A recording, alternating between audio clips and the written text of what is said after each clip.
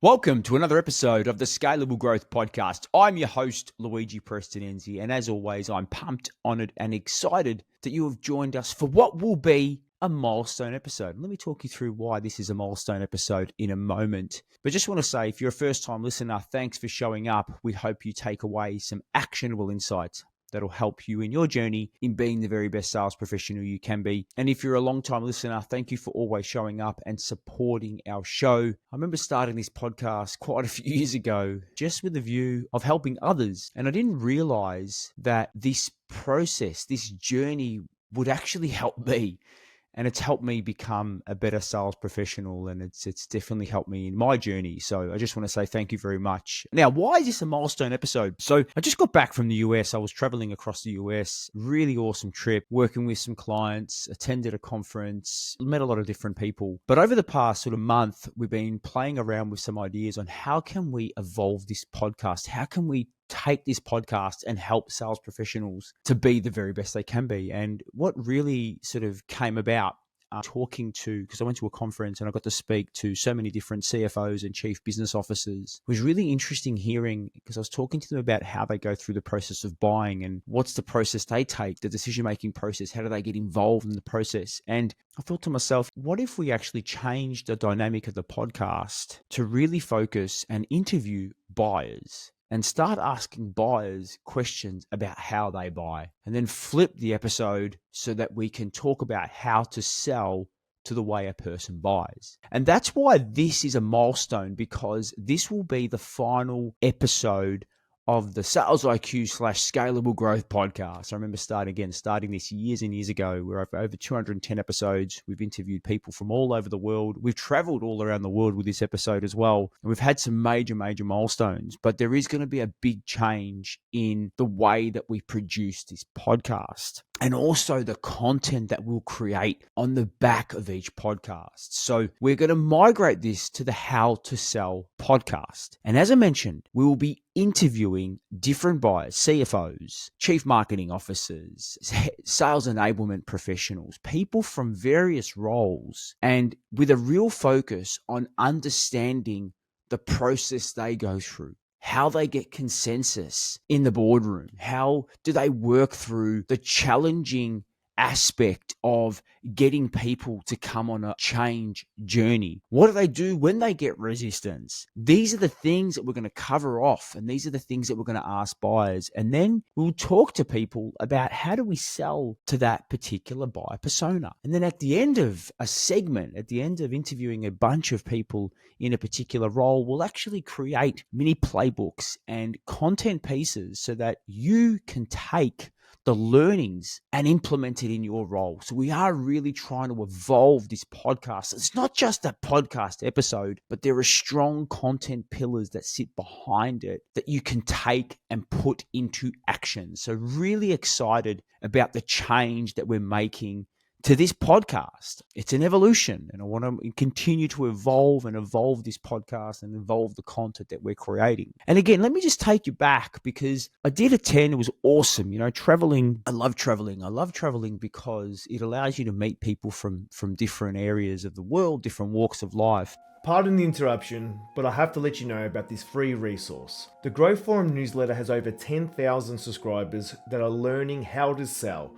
Each and every week, we send you tips, strategies, and also some tools and tech on how to achieve the most out of your sales pipeline. If you're ready to level up, sign up for free at growforum.io/newsletter and get the first issue this week.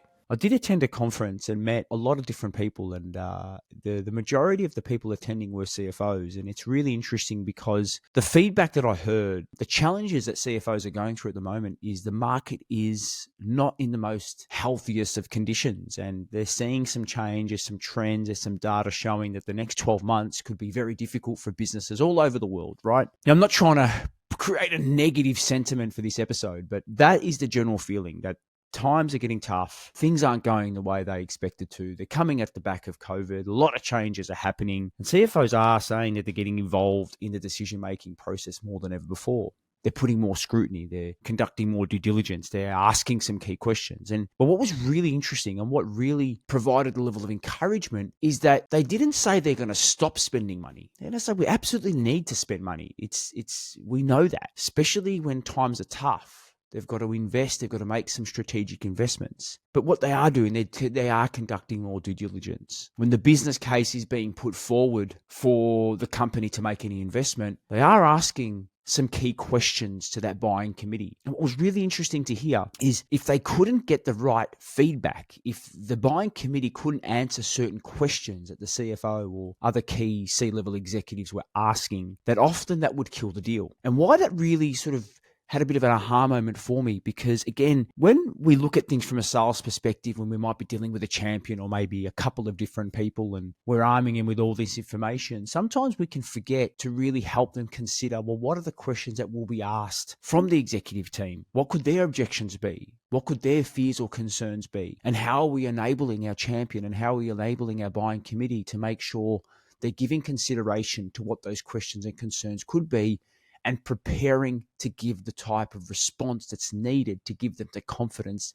to take action. So again, this is one of the key takeaways that I took from talking to CFOs. The other thing that I took away was, even though they might be looking at a declining market, they are still looking at ways in which they can get more out of their existing relationships. So they're looking at doubling down on key relationships that they have, key vendors and partners, so that they can make better use of those relationships and maximize the return on investment from different partners that they've got within the business. So again, that was another key takeaway. So again, why am I encouraged by that? Because if you've got existing partners, if you've got existing clients, then it's a great opportunity to go in there and think about how you can widen and go deeper with the relationship. So they might not be looking to buy more from different vendors, but they are looking to buy more from existing. So that's something to also think about, which again, a couple of key aha moments as well. Other things that really, really resonated is that they did mention that from a buying perspective, the CFOs, chief business officers,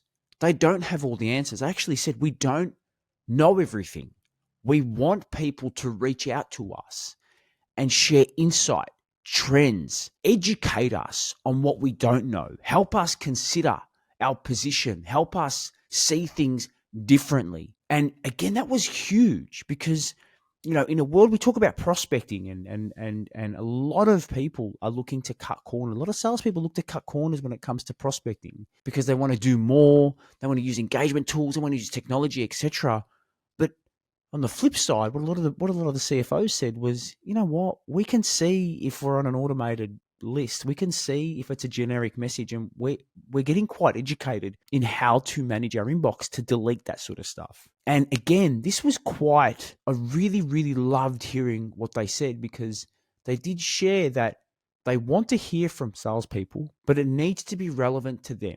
And they are looking at their inbox and looking at the first line and seeing how relevant it is to them. And if it's relevant, they're going to open and they're going to read on. But if it's not relevant, they're just going to delete. So I was really, really encouraged to hear this type of feedback from buyers and hear that they want people to reach out to them. So from a sales perspective, this should really be encouraging. This should provide us with energy and enthusiasm to go out there and talk to our target market. However, we need to be looking at things from the buyer's perspective. And this is exactly why we are making this major shift to our podcast, because we want to help you. We want to help our audience really understand and look at things from the buyer's perspective and think about how can we now shift our messaging? How can we now shift our focus to really position what we do and position how we can help our audience, how we can help our buyers, but from the buyer's perspective. So really think about that buyer enablement component, that buyer enablement part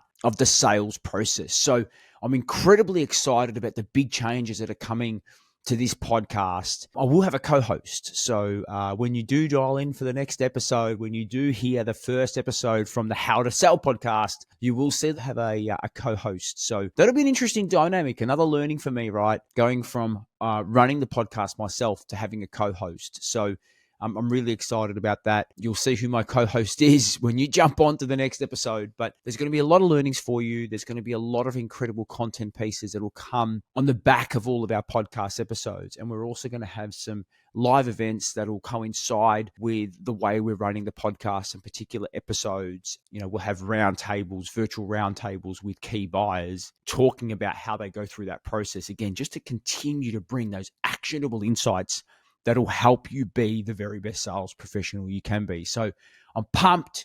I'm excited. I'm continuing this journey with you. So thank you very much for being a part of this journey so far. And what's really exciting is we're only just getting started.